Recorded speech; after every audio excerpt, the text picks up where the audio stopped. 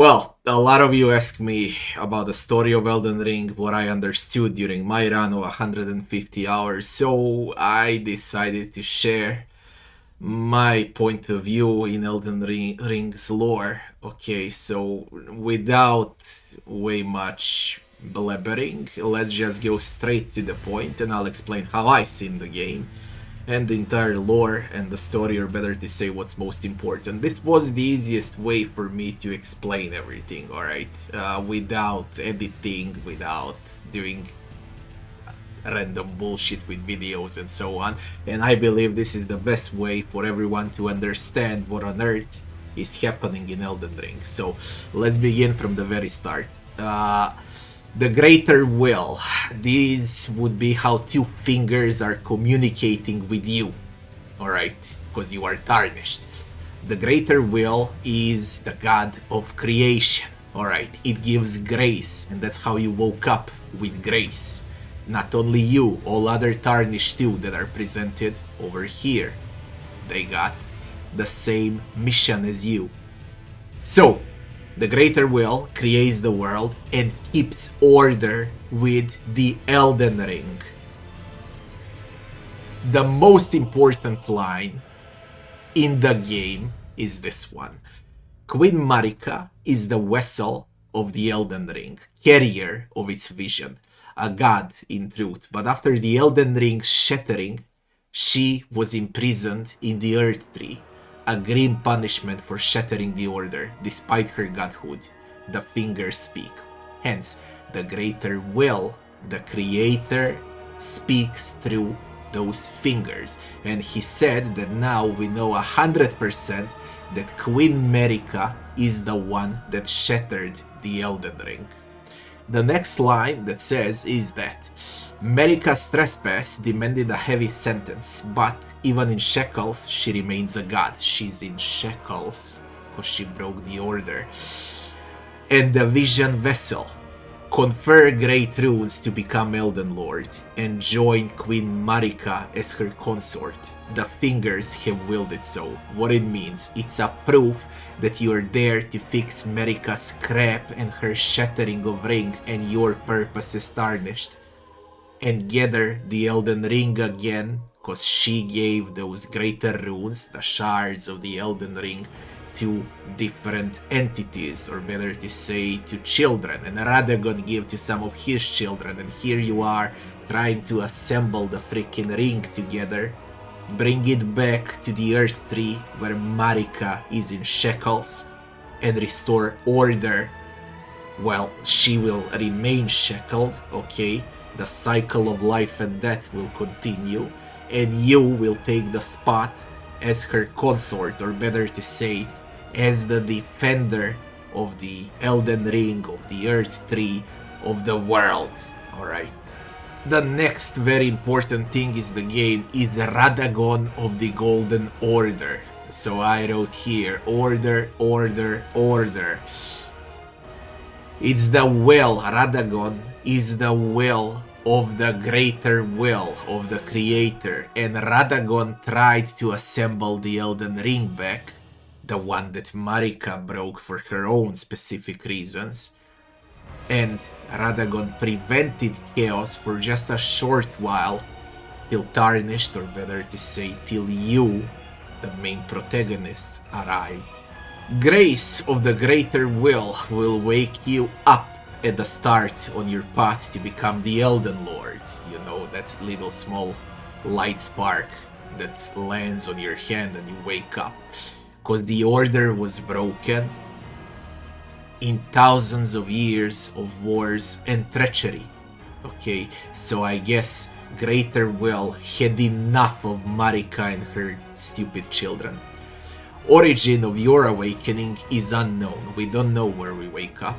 You were just sent to the lands between to fix or destroy things up by the will of the creator. I guess greater will had enough with Marika, Radagon and their Satan children. Cycle was repeating non-stop cause Marika hid the rune of death, so no one could die. Maiden purpose is still not clear, so nothing we can do about it now. We still don't know if Maiden worked for Marika, for the Earth Tree, for the Greater Will, or she worked for someone completely else and her purpose behind everything, alright? To me, personally, it seems like that Maiden always worked for Greater Will, or better to say, for the Creator. So now, the things that are not clear yet. Marika is the Elden Ring. I kinda said what I think about it. I believe she contains the Elden Ring as a god, but she is not the Elden Ring. The ring is inside of her and she shattered it. Marika is Radagon. No, she's not. They just share the same body at the end. Radagon was sent by the Greater Will to fix things up, but he failed.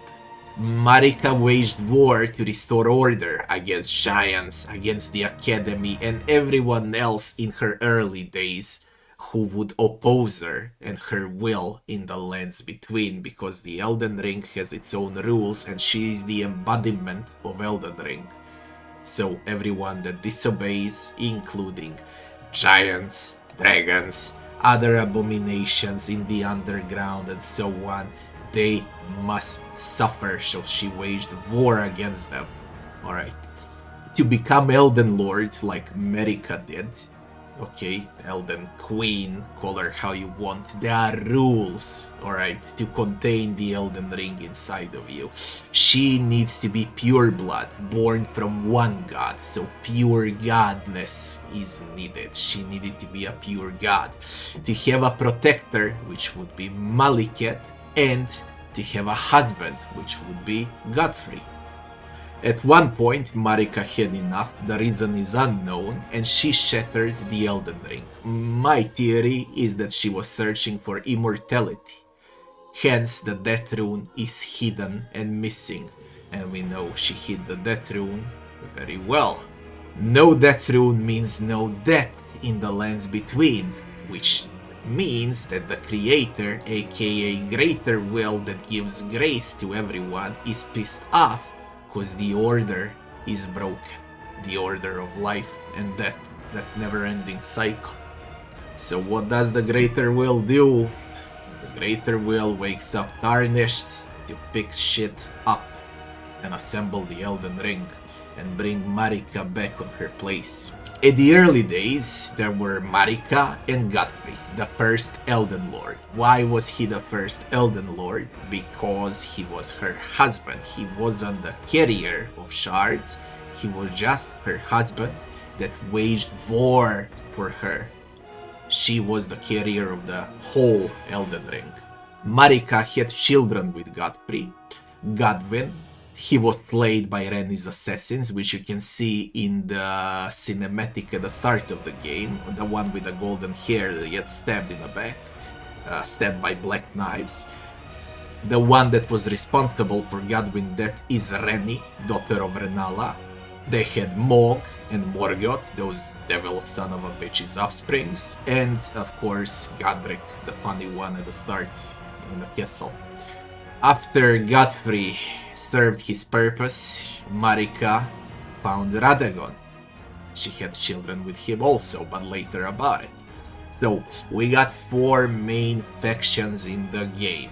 Okay, 4 main factions. We got gods and demigods. We got giants, fire giant, red hair. Okay, that's why Radagon has red hair, because giants cursed him. Marika cursed them back, and so on and so forth. It was centuries ago before you spawned over there. Dragons, Placidus sucks, 40 sucks, and 100 more dragons in a game. That would be the second faction in the lands between. Other abominations, the underground, the old world, even before the Greater Will and the Earth Tree. Mimic their ancestor spirits, Astel, Dragonkins, all of those belong to the underworld. And of course we got Tarnished, a wannabe next Elden Lords, including you, the protagonist. So who are the Tarnished? The Tarnished would be Godfrey, Bernal, Patches, Gideon the All-Knowing Zeus, Dung-Eater, Fia, Goldmask, Vergram, and many more that failed before them. You can find them while you play the game during campaign, and you can see by the item inscriptions that they just nearly became an Elden Lord, okay, when you find those huge souls. And of course, at the end, it's you, the main protagonist. So far we know that 7 different endings are confirmed, with 3 main endings as far as Tarnished goes. It depends on their personal quests here. When everything went to hell and Godfrey failed, the Greater Will sent Radagon to try and restore order and balance and contain Marika and her stupidity. Radagon could not do it, but she sent him to wage war, okay, against the giants, against the Academy. During his war with the Academy, he met Renalla, fell in love with her, abandoned Marika, and had children of the full moon and so on. The children between Renalla and Radagon were Radahn and Rykard, and Ranni the Witch. She always wanted the game to end with the Age of Stars, instead to become an Elden Lord. Every other demigod and offspring wanted to be Elden Lord. Ranni wanted that phase to end, no more cycles of life and death. Once Radagon had enough with Renalla, he turned back to Marika and had final children with her, the disgusting Malenia, the hardest boss in a game, and she was cursed from the freaking start with wrath. And of course her brother Miquella. Now the theory here that I wrote down, if Radagon is Marika, if that theory is correct, same souls, different body, then the reason for curse is clear enough, and why Malenia became like she is, cursed with wrath, as well as her cursed brother that remained young always, or he couldn't move or something like that. It doesn't even matter with him, to be honest. If that theory is correct, no wonder that Malenia hates Radahn and waged war against Radahn, which you can also see in one of those trailers for Elden Ring, when Malenia is fighting Radahn. Basically, Radahn is a half-brother to Malenia. And now, to assemble the Elden Ring and put an end to this stupid cycle, there are greater runes, the shattered Elden Ring into greater runes, smaller version of rings. Once combined together, they create an Elden Ring. Those would be shard bearers that got a piece of an Elden Ring, each and every one of these over here. So they are non-Empyrean god children. What it means, they're not pure gods, they're half gods. It's the split Elden Ring of Marika. Every greater rune has specific domain and powers, because Elden Ring is shattered. The shard bearers would be Godrick, a complete joke for wannabe Elden Lord. Malenia, the hardest boss in the game, she's in war with Radahn, it's the last child of Marika and Radagon, and she's cursed with wrath. Renalla, of the full moon, Radagon's second wife, mother of Ranni, that wants the Age of Stars ending. And that explains what Red Wolf of Radagon is doing in the Academy before you fight Renalla, because she was his wife after all, and he left his Red Wolf over there to guard her. Pia plus Cursed Maliket, they are guarding the Rune of Death. The Rune of Death equals respawn. No death means no one can die, and that's what Marika did, and I guess that's what upset the Greater Will the most. Okay, the order. There was no order anymore. The Rune of Death was missing, and that was the most important one. And we know that Maliket has it. Mohg plus Morgott, pure evil devil offsprings, wannabe Elden Lords, they also got those shards, or better to say greater runes that combine into an Elden Ring. Rykard, he wanted to destroy everyone, including his parents and the Earth Tree and the lands between. He went completely mad, okay?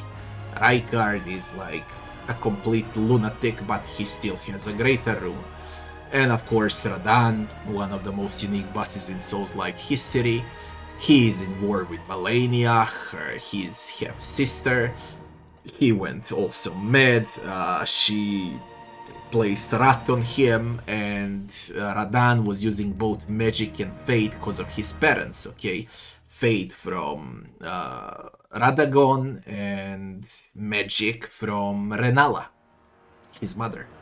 None of these demigods was worthy of becoming the next Elden Lord, because they are demigods, they're not pure.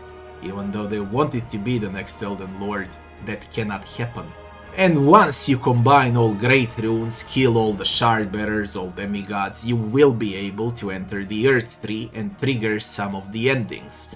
It depends on choices, on the NPCs you talked with, NPCs you did quests with, and so on. And plenty more tiny details. That's why I said God knows how many different endings there are in the game. We know there's 3 main endings, but those differences between those endings, they probably go above 10. You will be able to become the next Elden Lord, would be the classic Elden Lord ending. I said what it means. It means put the freaking Elden Ring, or better to say combine shards, put them back into Marika, stand in front of the tree and guard the tree and become the next Elden Lord that's guarding the Elden Ring. The same thing that Godfrey did, okay, and we know how that went for Godfrey, not well. Give Ranni the title of the Elden Bearer, Elden Ring Bearer, call it how you want. She takes the place of Marika, alright? And you become to her what Godfrey was to Marika. That would be the full moon ending, the Age of Stars. Okay, again you're guarding a new queen, basically. It's not Marika anymore, it's Ranni. Destroy the world engulfed in war, pain and suffering, cause it's never ending and God knows how it lasts and how long it lasted before you as Tarnished arrived over there. The Lord of Chaos ending, and plenty of more endings are still to be confirmed and are based on NPCs and their quests and what you did with their own personal quest, hence specific items are required. Whenever you do some NPC quest, you receive a specific item and then you can use that item in the end to see what's gonna happen. Final boss, the Elden Beast. What's the Elden Beast? It's the order and balance of the greater will. AKA it's Elden Ring. It's attacking you because you are tarnished, you're not a pure god, or better to say Empyrean. And I said what it needs to be for someone to be on a spot on Queen Marika, okay? You need to be a pure god, you need to have a protector, and you need to have a freaking consort, or better to say a husband like Marika did. You got none out of those 3, you're just tarnished, graced by the greater will. That would be the story in short, the shortest possible and most straightforward I can be with you. This was the best way for me to present the world of Elden Ring, and now what you need to do, and what everyone else in the community needs to do, is to read those items, read inscriptions, create a huge freaking story out of all of those puzzles. But I believe this covers the main thing in the game, okay? Why everything happens, what's your purpose, what's Elden Ring, who's Marika, who's Radagon, who are their children, what are you trying to do, what are you trying to achieve, the endings, and of course the start and why everything is happening. I tried to explain everything the best I could, how I understood the story. It doesn't mean I'm right, but if I am, then this should be the shortest video you'll ever watch about the lore of the Elden Ring. That's gonna be it. Guys, thanks for watching, and I'll be seeing you on the next one.